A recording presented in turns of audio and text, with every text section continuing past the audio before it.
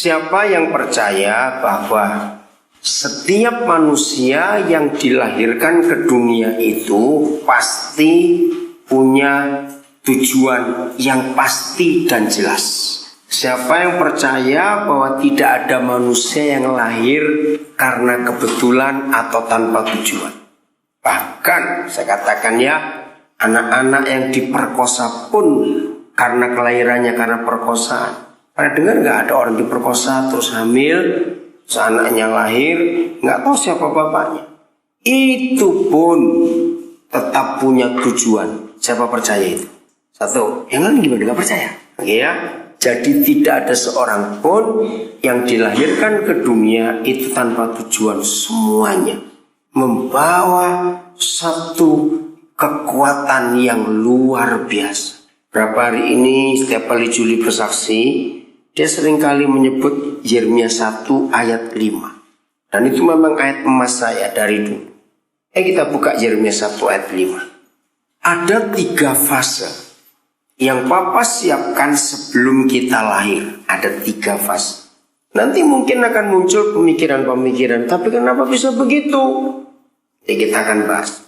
Yang fase pertama, sebelum aku membentuk engkau, di mana? Dalam rahim ibu. Aku, Papa di surga, telah atau akan? Ayo, telah atau akan? Telah apa? Mengenal aku. Perhatikan ya. Berarti menurut Papa di surga, dalam firman ini, kalau seorang janin, tahu kata janin? Embrio, ya calon manusia, itu belum dibentuk dalam rahim ibu. Berarti papa mamanya sudah menikah atau belum? Ayo jawab. Belum. Saudara, itu membuat saya nangis. Bagaimana papa mama belum menikah, kok bisa anaknya dikenal duluan? Lalu kita ini berasal di mana dan dari mana? Nah, itu papa kita yang luar biasa. Maka itu catat. Dia sangat marah kalau ada bayi digugurkan. Dia marah. Setuju ngomong ini? Catat itu bayi. Dia marah. Karena apa? Bayi itu gak salah. Sesalah-salahnya orang tua sampai anak itu jadi. Papa yang punya kita, yang punya bayi-bayi itu, tetap menghargai bayi itu. Ini yang luar biasa. Jangan tanya lebih jauh ya, tapi kalau diperkosa, masa Tuhan diam saja? Nah, buat Papa di surga, hukum, ya, bagi yang kecil-kecil, adik-adik belum tahu nggak Papa, nanti tanya Papa Mama. Bagi Papa di surga, bertemunya sel telur dan dibuai oleh sperma. Sel telur itu milik perempuan, sperma itu milik laki-laki. Itu tidak terbatas. Yang sudah suami istri atau yang belum. Hukum itu diberi di dalam pikiran Papa di surga, ya untuk semua sudah menikah. Tapi ketika manusia rusak, setan kurang ajar, membuat free sex atau seks bebas di sana sini. Jangan pernah berkata seharusnya kalau bukan suami istri, ya jangan dibuat hamil dong Tuhan. Saya dulu pernah berpikir seperti itu, tapi tidak bisa. Saya beri contoh begini. Matahari yang kita terima di dunia itu untuk orang tertentu atau untuk semua orang? Hujan juga yang turun Papa berikan buat manusia, itu untuk orang tertentu atau untuk semua orang? Untuk semua orang. Nah, itu bedanya. Kalau Tuhan seperti yang kita pikirkan, logikanya, kalau sampai ada orang hubungan seks yang bukan suami istri, kalau saya Tuhan sebut gak jadi. Tapi Tuhan tidak. Nah ini, kalau saya Tuhan tentang matahari dan hujan tadi, wow, rumahnya maling, rumahnya perampok, matahari saya belokkan biar tahu rasa gak ke situ. Ngerti maksudnya? Terus kalau hujan turun, rumahnya orang ini saya gak kasih hujan, saya tahan. Loh kok ngerti gak maksudnya? Nah ngerti toh? Tapi apakah Papa buat begitu? Misalnya kalau saya jadi Tuhan, orang-orang jatuh itu hidungnya saya balik lubangnya ke atas biar tahu rasa. Nah, itu kan pikiran orang. Ngerti? Jadi hubungan seks itu Papa tetapkan sejak dulu untuk suami istri. Tapi kalau ada orang menggunakan salah, lalu terjadi pembuahan, kita nggak bisa salahkan Tuhan. Seperti hujan turun, matahari bersinar, atau oksigen lagi. Kalau saya Tuhan, itu yang jajat, oksigennya saya kurangi dikit. Jangan tertawamu. Iya toh? Loh, betul nggak kan itu logika kita. Jadi yang jahat nggak usah. Ngerti sekarang? Jadi jangan ada free sex. Harus menikah dulu. Karena ini yang Papa putuskan. Dia nggak bisa membeda-bedakan. Ya sudah, hukum yang diberi berlaku untuk semuanya. Sekarang bisa ngerti kenapa kalau ada orang diperkosa pun kok bisa hamil? Ya memang itu hukumnya. Siapa berhubungan seks, ya sudah. Maka itu fase pertama ini kita kagum. Ternyata semua kita sudah dikenal oleh Papa sebelum Papa Mama kita menikah. Dan ingat, jangan katakan Alkitab ini hanya untuk orang Kristen. Tidak. Firman Tuhan berlaku untuk semua manusia di dunia. Kok nggak amin sih dari tadi? Amin. Seperti udara, oksigen, seperti matahari, seperti hujan. Jangan tertawa lagi kamu. Ya, itu diberikan untuk siapa? Manusia. Sama kadarnya, jatahnya sama, nggak ada beda. Jadi firman pun berlaku untuk semua manusia di dunia. Fase kedua. Nah, ini setelah Papa Mama menikah. Dan sebelum engkau keluar dari kandungan. Jadi Mama kita sudah hamil kita belum? Sudah. Apa yang terjadi waktu kita masih dalam kandungan? Sama tensesnya, past perfect tense. Aku telah mengapakan? Menguduskan engkau. Ini luar biasa. Fase kedua setelah Papa Mama kita menikah dan Mama hamil kita.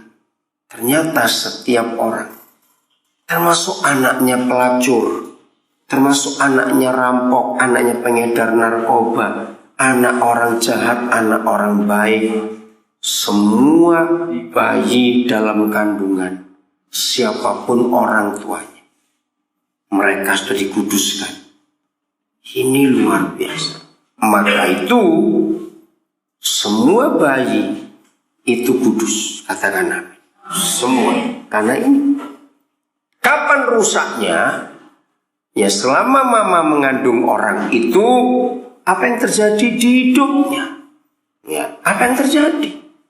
Maaf, kenapa kalau ada ibu-ibu yang kena HIV terus hamil, harus diperiksa anaknya? Karena kemungkinan besar menyatunya anak itu kena HIV itu besar sekali. Tapi Papa kita luar biasa. Itu sebabnya hargai kehidupan ini. Setuju saya ngomong ini? Karena telah dikuduskan. Arti dikuduskan itu dipilih, dipisahkan. Fase ketiga. Setelah kita lahir. Aku telah. Bukan akan, bukan mudah-mudahan. Telah menetapkan engkau. Kata menetapkan itu, saya tidak tahu kalian sebagai anak-anak remaja, anak-anak muda, sering dengar nggak kata kalau ada banyak orang cerita, biasanya orang-orang urusan dengan pemerintahan dapat proyek dari bupati, proyek dari gubernur, proyek dari wali kota, ada SK. Tahu kata SK? Itu singkatan apa? Surat keputusan. SK gubernur, SK bupati, SK wali kota. Artinya menunjuk orang itu. SK, surat keputusan dari pemerintah, itu kuat dan sah. Bahkan orang-orang yang punya dapat proyek dari pemerintah, entah bangun jalan, bangun jembatan, bangun perumahan, bangun gedung sekolah, bangun gedung pemerintahan, apa saja, SK itu bisa dapat dipakai untuk pinjam uang di bank. Dan bank pasti kasih pinjaman karena SK itu kuat. Artinya bank gak perlu takut memberi pinjaman. Kalau sampai orang ini gak bisa bayar, ya bank langsung lari ke pemerintah. Ini suratnya sudah ada. Berarti ya kekuatan itu. Nah, ternyata sebelum kita lahir, Papa itu sudah beri SK buat kita. Surat keputusan. Di dalam bahasa Inggris ada kata destiny. Pernah dengar kata destiny? Ya, itu namanya tujuan akhir. Sayang dalam kamus bahasa Indonesia, destiny diterjemahkan nasib. Bukan, lebih daripada nasib, keputusan. Nah, sebelum kita lahir, pas waktu kita lahir, ada SK dari surga. Dan aku telah menetapkan engkau menjadi. Nah, untuk Yeremia jadi nabi. Tapi untuk masing-masing kita nggak tahu Tuhan jadikan apa. Sayang karena waktu Kak Juli nggak bisa saksi detail. Hari Senin yang lalu kami di Tayan. Dia cerita itu pertama kali. Saya juga dengar kesaksian. Hancur hidupnya. Bayangkan hampir tiap hari sejak kecil melihat papanya ninju ibunya. Ibunya balas pukul bapaknya. Begitu menderitanya waktu kecil, maka itu hak menderita sampai jual pisang goreng. Dan gara-gara itu Kak Juli suka pisang goreng sampai hari ini. Dan ini datang ke Pontianak, ngidamnya mau cari pisang goreng Pontianak, belum dapat sejak hari kemarin. Pak Pasar sudah janji nanti akan diantar ke pisang goreng yang paling enak. Ya biar kita tinggal di situ, habisin satu tandan sana. Nah, bayangkan begitu menderitanya hidup aja. Ibunya kerjaannya cuma cuci pakaian tetangga-tetangga. Sampai umur 15 tahun, papa mamanya cerai. Lebih hancur hidup. Logikanya, kalau kita melihat orang latar belakang seperti itu, wah pasti hancur. Tapi puji Tuhan, sekarang Kak Juli melayani Tuhan luar biasa. Karena apa? Karena ada SK dari surga. Amen. Untuk jadi apa? Maka itu sehancur apa orang tua kita, kalau SK itu sudah turun, nggak ada yang bisa membatalkan, kecuali orang itu sendiri. Mau meneruskan SK surga atau tidak, itu pilihan. Menjadi apa? Ini keputusan kita, menyetujui keputusan Tuhan. Sekarang saya beri beberapa contoh. Ini biografi. Kalau saya menyebut nama Steve Jobs, saudara mikir apa? Awas bilang penjual hekeng di sebelah situ. Awas kamu. Ayo, kalau saudara mikir dengan nama Steve Jobs, mikir apa coba? Kamu ini lucu sekali, saya tertawa terus dari tadi. Ayo, mikir apa dengan nama Steve Jobs? Hekeng. Oh Apple, dengar saya hekeng dari sini Apple. Ya touchscreen, tahu ya? Steve Jobs adalah orang pertama di dunia yang menemukan layar sentuh. Samsung itu jiplak, tahu kata jiplak? Meniru. Maka itu waktu Steve Jobs masih hidup, dia memperkarakan Samsung. Ya nggak tahu gimana, kok bisa Samsung menang urusan mereka. Tapi Steve Jobs itu orang hebat. Waktu dia meninggal 5 Oktober 2012 yang lalu, saya itu bisa ikut menangis loh dia meninggal. Saya ikut sedih. 4 tahun terakhir sebelum dia meninggal, dia itu kena kanker yang sangat parah. Februari akhir 2012, Barack Obama, siapa dia? Ya, nanti saya akan sebut. Jangan bilang penjual babi sebelah situ. Awas kamu bilang. Ya, Barack Obama, Presiden Amerika itu akhir Februari 2012 memaksa minta ketemu pribadi dengan Steve Jobs. Wah, saya ngikuti berita. Pokoknya waktu Steve Jobs masih ada, berita apa saja tentang dia, saya harus tahu. Karena saya kagum pada orang ini. Orang hebat sekali. Tapi masa kecilnya penuh penderitaan. Nah, iPad itu dia ciptakan ketika kankernya sudah makin parah. Itu yang saya lebih kagum lagi. Sudah divonis dokter nggak ada obatnya karena dia kena kanker pankreas. Waktu kankernya menggerogoti tubuhnya, dia masih bisa menciptakan iPad. Itu saya kagum sekali. Saudara, siapa dia? Masa kecilnya sangat tidak baik. Siapa yang sudah pernah baca buku biografinya Steve Jobs? Satu, wah, tepuk tangan Ibu Gembala sudah baca itu, hebat sekali. Iya, cari, kalian harus baca. Saya ingin anak-anak muda baca buku biografi sebanyak-banyaknya. Kamu baca buku roman pacaran saya tonjok kamu ya. Dalam nama Yesus. Itu merusak moral. Baca buku biografi. Kalau tidak bisa beli satu orang, urunan 5 orang, kumpulkan uang, beli satu buku biografi. Baca gantian, bukan barengan. Gak bisa kalau barengan baca. Bagaimana ceritanya? Baca, gantian serius. Saya ini cuma lulusan SMA karena orang tua kami miskin. Tapi dari kecil saya tuh suka baca buku, khususnya biografi. Itu memotivasi kita, biografi itu. Janji ya, awas. Siapa yang malas baca buku pasti masuk neraka. Tahu rasa sekarang. Lu serius? Pasti banyak nggak percaya. Saya tunjukkan, catat. Siapa malas baca buku pasti masuk neraka. Walaupun dia pendeta, saya jamin ke neraka. Iya. Habisin tertawamu dulu. Nanti nggak bisa dengar saya ngomong apa.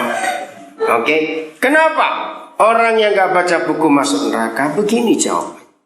Ada nggak buku yang dicetak itu cetak jelek-jelek, covernya semaunya, nggak menarik? Ada tidak?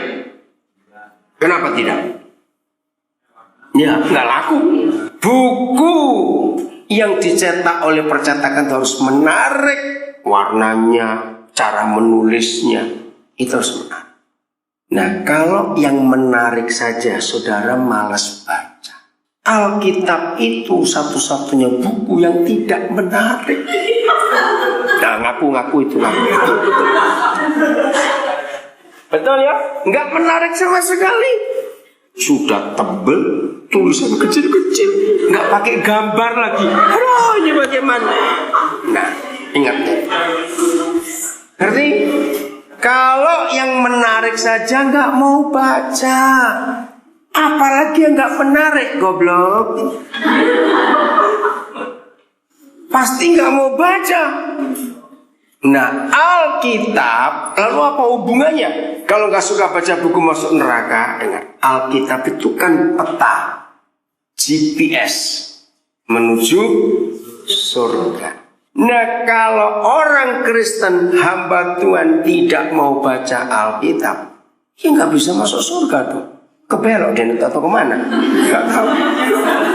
Nyasar.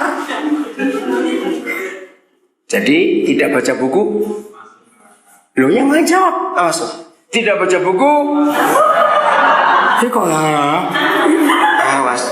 Tolong Pak Yaso cari ada perpustakaan apa di gereja, harus anak-anak baca buku. Benar. Dengan membaca buku itu wawasan kita luas. Nah, kembali pada Steve Jobs, saya itu nangis waktu pertama kali baca biografinya dia. Ini orang kok begitu susah. Jadi gini, waktu ibunya semester 3 atau semester 4 saya lupa, free sex dengan kakak tingkatnya, dia hamil. Nah, ternyata yang mengambil dia itu orang Arab, asli Arab, dari Suriah. Begitu ayah ibu si mahasiswi mendengar anak ini hamil dengan orang Arab, marah mereka. Gugurkan, nggak mau. Akhirnya ibunya Steve Jobs diusir karena nggak menurut orang tua. Waktu kandungan usia 5 bulan kurang lebih, ada satu keluarga Kristen, namanya keluarga Thomas Jobs, mengadopsi. Nah, zaman itu Steve Jobs lahir tahun 55. Zaman itu belum ada USG, sehingga nggak tahu ini laki perempuan sehat atau tidak tahu. Maka itu keluarga Thomas Jobs ini dipuji-puji banyak orang. Untung mereka taat mau mengadopsi anak yang masih belum tahu ini siapa, karena masih 5 bulan usia kandungan. Jadi bayi ini dirawat oleh orang tua angkat yang masih umur 5 bulan dalam kandungan. Sampai lahir dibiayai semua, langsung tinggal di rumah. Diberi nama Steve oleh orang tua angkat. Tapi malapetaka terjadi. Steve Jobs kira-kira umur 7 atau 6 tahun, saya lupa. Thomas Jobs cerai dengan istrinya karena bukan anak kandung. Dua-dua lepas tangan, nggak tahu siapa ngurus anak ini. Bayangkan, dia jadi sebatang kara, nggak punya orang tua, nggak punya tempat tinggal. Dia jadi anak jalanan, makan dari sampah. Datang ke gereja, ditolak. Ini kesalahan gereja. Entah gereja apa nggak disebut, tapi lebih dari satu gereja Steve Jobs datang untuk minta diterima, nggak ada orang mau. Akhirnya ada sekelompok orang Hindu, namanya Hare Krishna. Ya, di Pontianak nggak ada, Jakarta ada, Singapura ada, beberapa kota besar dunia Hare Krishna. Nah, ketika Steve Jobs lapar di tengah-tengah sebuah taman kota, dia lihat kelompok Hare Krishna lagi dikerumunin orang, memberi makan orang. Namanya anak kecil lapar, dia diterima, dikasih makan. Langsung dikasih tempat tinggal juga, namanya shelter. Sejak hari itu sampai dia meninggal tahun 2012 yang lalu, dia mengaku, aku Hindu, karena orang Hindu yang terima dia, walaupun namanya Steve. Maka itu gereja, kita nggak boleh tolak orang. Nah, anak ini tidak mau nyerah kalah. Dia berjuang. Akhirnya dia jadi orang hebat. Dunia sangat berterima kasih kepada dia. Karena dengan dia, komputer jadi tidak sulit lagi. Bisa dibawa kemana-mana. Cari biografinya, kalian akan kaku. Angkat tangan, siapa yang menggunakan WhatsApp? Ayo, masa nggak ada segini WhatsApp? WhatsApp, ya, ayo. Siapa yang gunakan? Satu. Siapa lagi? Nggak percaya kalau kalian nggak pakai WhatsApp. Semua, berapa orang? Ayo. Masuk kalah sama Om Fajar. Pakai loh, masa anak muda kalah. Satu. Yang lain nggak pakai, rugi kamu. Itu sosial media paling murah, paling gampang. Betul, nggak ada, cuma 4 orang. Saya tanya siapa pengguna WhatsApp, siapa? 1, 2, 3, 4, 5, yang lain enggak. Terlalu betul ini. Kamu tuh orang dari planet mana zaman segini gak pakai WhatsApp? Hah? Mumi? Dari bumi? Gak mungkin gak pakai. Mudah mas kamu ya. Nah itu pakai. Ya itu mudah. Nah, siapa pendiri dan penemu WhatsApp? Bukan Steve Jobs. Peter, awas kamu. Siapa ngomong Peter? Bukan. Oh bukan, siapa? Saya dengar kok suara Peter. Oh di belakang, maaf ya Peter ya. Namanya Jan Koum. Ya, orang Ukraina. Miskin sekali. Anak yatim, gak punya papa. Waktu dia umur 16 tahun, ibunya yang sudah sakit TBC parah memaksa untuk meninggalkan Ukraina menuju ke Amerika. Zaman itu masih gampang dapat visa Amerika. Maka tibalah ibu ini dengan anak laki namanya Jan Koum ini di Amerika. Karena miskin, maka mereka dapat makan gratis dari pemerintah. Jadi di Amerika itu ada banyak namanya shelter, tempat orang berteduh tapi bisa makan, bisa diberi obat, ya untuk gelandangan atau tunawisma. Nah, ketika Jan Koum masih muda, dia melihat kesempatan di Amerika itu luar biasa. Dia berjuang, dia nggak putus asa. Maka itu kalian, ya, bagaimanapun keadaan orang tua, jangan pernah menyerah kalah. Ya, jangan pernah menyerah kalah. Saya punya konsep ini dengan ayat itu. Jangan membuat kemiskinan orang tua kita menghambat kita mencapai cita-cita. Jangan pernah menghalangi, salah. Dan banyak orang-orang hebat di dunia bukan dari keluarga kaya, tapi mau berjuang. Akhirnya Jan Koum bisa sekolah SMA dan dia lulus. Lulus dia berjuang lagi. Bagaimana dia bisa kuliah? Akhirnya dia kuliah di Seattle, di Washington sana. Nah selama dia kuliah itu ternyata dia itu hobinya otak-atik komputer. Waktu dia lulus, Dia bekerja di perusahaan, kok saya lupa jadi. Google, bukan Google.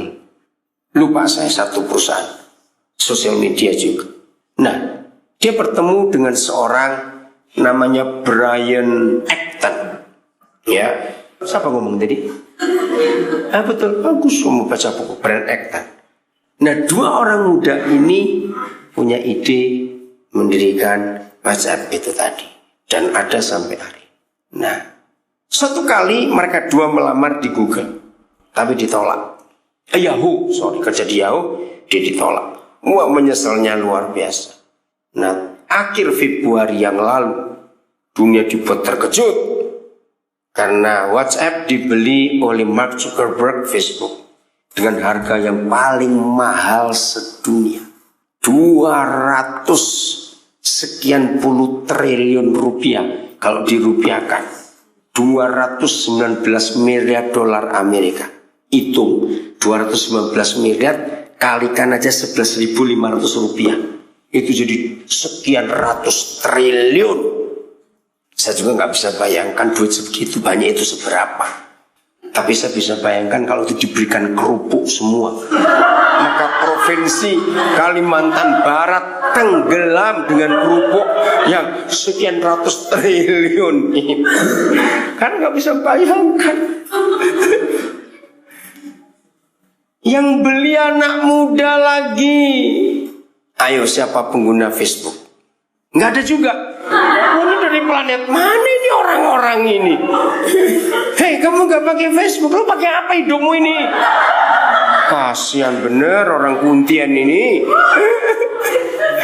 Ayo, siapa penemu Facebook? Mark Zuckerberg. Umur berapa dia menemukan Facebook? Ayo cepat-cepat, salah semua. Bukan 16, bukan 26. Umur berapa dia menemukan Facebook? 18. Tanggal berapa Facebook berdiri dan tahun berapa? Cepat. Kamu make barangnya nggak tahu tanggalnya, awas kamu. 10 Februari 2004 Facebook berdiri. Maka itu waktu dia membeli WhatsApp semahal itu, umur Mark Zuckerberg baru 28 tahun. Dan dalam sejarah dunia belum ada pengusaha membeli sebuah perusahaan semahal itu. Apalagi yang beli anak muda belum umur 30. Wah, saya pikir luar biasa. Kenapa? Karena Mark Zuckerberg mikir hubungan komunikasi dengan teman-teman itu bagaimana. Maka itu baca biografi. Enggak, amin. Ya, enggak. Gunakan waktu sambil nunggu teman, baca buku. Jangan nunggu teman ngupil keluar masuk jalan, garuk-garuk, awas kamu.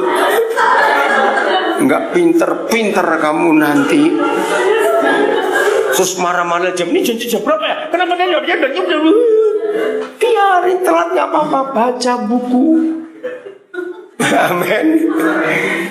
Begitu pula waktu bertakta sekian menit di kamar kecil, kan bertakta buat saya.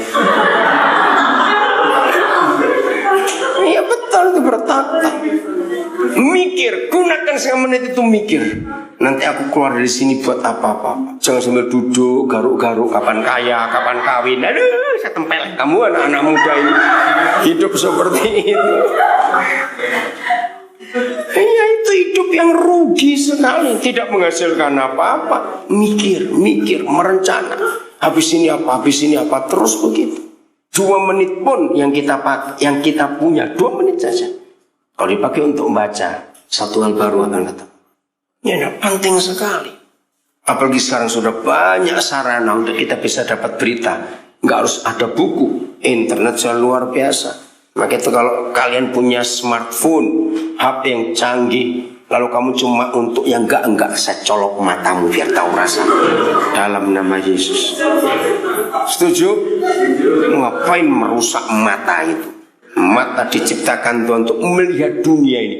Kamu lihat untuk pakai ngeliat setan, saya colok matamu betul-betul. Berjanji ya, bertobat. Nah, jadi setiap waktu yang ada gunakan sebagai anak-anakmu. Kenapa Mark Zuckerberg bisa menemukan Facebook? Sebelum Facebook ada apa sosial media yang pertama muncul? Anak-anak muda gila itu, Friendster. Tapi kasihan gak umur panjang, dia mati. Karena karena dilalap oleh Mark Zuckerberg. Idenya sederhana. Mark Zuckerberg itu anak yang supel. Tahu kata supel? Ya, yang gampang bergaul. Nah, selama SMA dia itu punya teman banyak sekali. Begitu lulus SMA, maka teman-temannya mencari sekolah Australia, sekolah di Eropa, sekolah di negara bagian lain. Dia kebingungan. Namanya pelajar baru lulus. Gimana ya bisa mengkontak teman-teman itu tapi yang gratis. Dia putar otaknya. Maka itu kata face itu apa? Wajah. Book itu buku. Idenya simpel. Gimana teman-temanku itu bisa aku hadirkan dalam sebuah buku yang bisa aku bolak-balik lihat. Karena dia tuh kangen rindu teman-temannya. Nggak tahu ide bagaimana tak. Kemunculan sosial media, Facebook, dan itu dikembangkan. Umur 18. Masih muda sekali. Maka itu membaca biografi akan memotivasi saudara. Ternyata para penemu itu orang-orang hebat yang sederhana. Kalau saya menyebut nama Thomas Alva Edison, saudara mikir apa? Salah, gak cuma lampu. Dia adalah satu-satunya orang di dunia, catat ya, yang menemukan penemuan lebih dari 1100 sekian penemuan. Sampai hari ini belum ada orang bisa menyaingi. Dia lulusan apa, kelas berapa? Ayo. Iya, nggak sampai 4 SD. Kelas 3 SD nggak sempat naik. Karena apa? Dia punya penyakit dialeksia, bisa mengejak huruf tapi nggak bisa menyusun jadi kalimat. Dikeluarkan. Tapi mamanya yang luar biasa. Mamanya memotivasi dia untuk dia punya semangat. Siapa kira yang cuma 3 SD nggak selesai bisa jadi orang hebat, dan penemuannya masih digunakan orang sampai hari ini. Katakan amin. Amin. Nah, itulah fakta bahwa semua orang sudah dikuduskan sejak dalam kandungan dan punya SK dari surga. Kalau saya menyebut nama Bill Gates, sudah mikir apa? Microsoft, Windows. Siapa dia? Lulusan apa? Ayo, lulusan apa? Papanya profesor di Boston University, Harvard, tapi dianya nggak selesai, dia drop out. Waktu dia drop out, dia nggak menggunakan waktu untuk menyesali hidup. Kenapa aku begini, kenapa aku begitu? Dia gunakan waktunya. Maka dia menemukan program Windows yang sangat populer sampai hari ini. Itu hebatnya orang-orang yang punya tekad yang luar biasa. Begitu kalian gak boleh nyesal kalau orang tuamu miskin. Katakan amin. Bangkit. Modal tetap ada dari Bapa di surga, yaitu waktu. Gunakan sebaik-baik. Begitu waktu Mark Zuckerberg menandatangani jual beli WhatsApp itu, yang kau minta ditandatangani di shelter tempat dia dan mamanya diberi makan. Gempar orang-orang di situ. Jadi Yankom jadi penyumbang untuk memberi makan banyak orang-orang miskin. Kenapa dia minta di tempat itu lagi? Dia menangis waktu dia menandatangani sekian triliun, ratus triliun rupiah itu, 219 miliar dolar. Dia itu ingat mamanya. Mamanya sudah meninggal karena kena paru-paru TBC itu. Dia sambil ngomong, "Mama, terima kasih kau ajak aku ke sini." Dan dia berterima kasih kepada pemilik yayasan itu yang memberi makan orang. Kalau kamu gak memberi makan aku dan mamaku, maka gak ada peristiwa seperti ini. Maka itu saudara, dalam hidup ini belajar. Waktu demi waktu yang kita gak tahu akan terjadi apa. Tabur itu dari sekarang ini. Amin. Tabur itu dari sekarang. Suatu hari kita pasti akan menuai. Tidak tahu itu kapan. Nah, inilah fakta bagaimana setiap orang lahir itu dengan sebuah tujuan. Ada sesuatu yang Papa tanamkan di hidup orang-orang itu. Jadi gak boleh nyerah kalah. Amin. Harus bangkit. Jangan menyalahkan keadaan, jangan menyalahkan orang tua. Gak ada gunanya. Karena firman Tuhan itu dahsyat dan sangat ajaib. Nah, itu maju dan bangkit. Ya, jangan sia-siakan waktu dalam hidup itu. Baik, kita lihat nasibnya Daud waktu itu. Mazmur 27 ayat 10. Siapa sih Daud itu? Kasihan sekali hidupnya. Tapi sejarah mencatat pernah ada seorang raja di dunia. Jadi nama King David, Raja Daud, tidak cuma ditulis di Alkitab, tapi dalam sejarah dunia dia ada. Ini masa kecilnya. Ayo baca sama-sama. 1, 2, 3.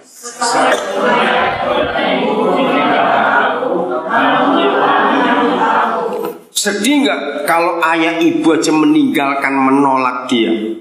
Sedih nggak hidup seperti itu? Sedih. Tapi dia tahu nggak sendirian. Ada Papa di surga yang mau menerima dia. Kenapa? Karena Papa yang melahirkan dia ke dunia. Dititipkan ke orang tuanya, tapi orang tuanya nggak bertanggung jawab. Hancur hidupnya seharusnya. Tapi Papa nemui dia. Saya akan cerita kisah yang terakhir. Barack Obama. Siapa sudah baca buku biografinya Barack Obama? Belum ada? Oh, ada juga. Oh, ibu gembala suka baca. Bagi kepada anak-anak. Barack Obama itu hidupnya juga menyedihkan. Saudara, aduh, kalau saya ingat, kalau saya baca bukunya itu, saya punya 2 versi. Maaf, saya punya 2 versi tentang biografi Barack Obama. 1 versi sebelum dia jadi presiden, waktu dia jadi kandidat. 1 versi setelah dia jadi presiden. Jadi dilengkapi. Menyedihkan hidupnya. Waktu dia umur 2 tahun, catat ya. Waktu dia umur 2 tahun, ayah ibunya cerai. Siapa yang kulit putih, mamanya atau papanya? Ayo, mamanya atau papanya yang kulit putih? Ayo, jawab, mamanya atau papanya? Mamanya kulit putih, papanya orang Afrika. Mereka bertemu di universitas yang sama, namanya Hawaii State University di kota Honolulu. Ya, nah, pacaran, menikah, entah karena alasan apa mereka cerai. Waktu Barack Obama umur 4 tahun, mamanya menikah lagi dengan mahasiswa juga di kampus yang sama, tapi ini orang Jawa, namanya Lolo Sutoro. Waktu Barack Obama umur 6 tahun, visa bapak tirinya nggak bisa diperpanjang untuk tinggal di Amerika. Berarti dia harus pulang ke Indonesia. Maka dibawalah istrinya yang orang kulit putih Amerika, namanya Ann Dunham, bersama Obama kecil. Umur berapa tadi? 6 tahun. Maka itu begitu tiba di Jakarta, Barack Obama langsung masuk di SD Negeri 1 Cikini. Ya, dari kelas 1 sampai kelas 4. Umur 10 tahun, jadi 4 tahun dari Jakarta, adik tirinya lahir dari bapak yang Jawa, namanya Maya Sutoro. Waktu adik tirinya ini lahir, bapak tirinya berkata pada ibunya, pada ibu kandungnya, aku nggak sanggup biayai 2 anak. Apalagi zaman itu zaman susah di Indonesia tahun 60-an itu. Gajiku nggak cukup untuk biayai kita berempat. Bagaimana kalau Obama ini pulangkan saja ke neneknya yang di Honolulu? Ya terpaksa. Umur 10 tahun Obama harus kembali ke Amerika. Maka itu waktu dia jadi presiden Amerika, terus ada reporter RCTI mewawancara dia. Obama masih banyak nyebut berapa nama makanan Indonesia, sate, nasi goreng, bakso. Dia masih nyebut itu karena dia ingat masa kecil. Nah, ingat waktu dia umur 10 tahun, jadi kelas 4 ke 5 SD. Waktu itu politik Amerika masih kejam sekali. Perbedaan kulit putih kulit hitam, betul nggak? Kejam sekali. Orang kulit hitam direndahkan, dimaki-maki. Sudahlah jahat sekali. Dan itu melakukan orang Kristen, orang Kristen. Hampir tiap hari kalau neneknya ngantar sekolah, karena kan dia sudah hampir lupa bahasa Inggris. Anak umur 6 tahun dibawa ke Indonesia yang nggak ada orang berbahasa Inggris, jadi dia fasih bahasa Indonesia. Nah, balik lagi umur 10 tahun dan pelan-pelan belajar bahasa Inggris lagi. Begitu neneknya ini luar biasa. Nah, hampir tiap hari ejekan dari orang-orang kulit putih mengejek Obama, bilang, hei, dia ngomong sama neneknya, kamu bawa monyet dari mana ini ke sekolah ini? Wih, tajam sekali kata-kata itu. Enggak cuma kata monyet, macam-macam. Pokoknya orang kulit putih jahat merendahkan orang kulit hitam. Saya tanya, seharusnya Obama kecil sakit hati nggak pada orang kulit putih? Dendam nggak? Harus. Apa jadinya? Kalau dia pendendam, bisa nggak dia terpilih jadi presiden? Kenapa? Jadi preman, betul. Ngerti kata track record, rekam jejak? Wah, ini pernah kriminal. Siapa mau pilih? Saya kagum pada iman neneknya yang bisa memotivasi Obama jangan sakit hati. Terus dibentengi dengan kasih. Semua kata-kata ejekan, makian, kata jahat mental karena kasih lebih kuat. Sehingga Obama nggak pernah dendam dan dia mengasihi. Maka itu bisa terpilih jadi presiden. Maka itu siapa yang mempengaruhi hidup kita, itu yang akan membuat kita akan jadi apa. Kalau sampai neneknya Obama bukan orang percaya Tuhan Yesus, habis masa depan anak ini. Dan itulah bukti Yeremia 1 tadi. Sebelum engkau dibentuk dalam kandungan aku telah mengenal. Maka itu menikahlah dengan benar. Amin. Menikahlah dengan benar, miliki firman Tuhan untuk hidup kalian semua. Jangan salahkan orang tua kita, semiskin apa, separah apa keadaannya. Tuhan yang melahirkan kita, yang punya keputusan untuk mau jadi apa. Jadi Steve Jobs bisa jadi jahat karena dia sakit hati. Kenapa aku dilahirkan? Obama kecil bisa sakit hati pada orang kulit putih karena kata-kata jahat. Ian Kom bisa jadi pemberontak, susah hidup di Amerika, dan banyak lagi. Tapi mereka memilih yang benar. Maka itu mereka jadi orang-orang hebat sekarang ini. Dan apa yang mereka buat bisa berguna buat manusia sampai hari ini. Amin. Mau memilih yang benar, yang Papa sudah tetapkan atas kehidupan kita, bahwa tidak ada seorang pun di antara kita yang lahir tanpa tujuan. Ya, ampuni orang tua kita, jangan salahkan mereka. Jadilah orang-orang hebat yang buat sejarah di dunia ini, history makers. Amin. Apa lawan katanya history makers? Trouble makers, susah betul. Lawan kata pembuat sejarah itu pembuat masalah. Pilih satu di antara dua, maka saudara akan jadi orang-orang hebat. Tuhan memberkati kita semuanya.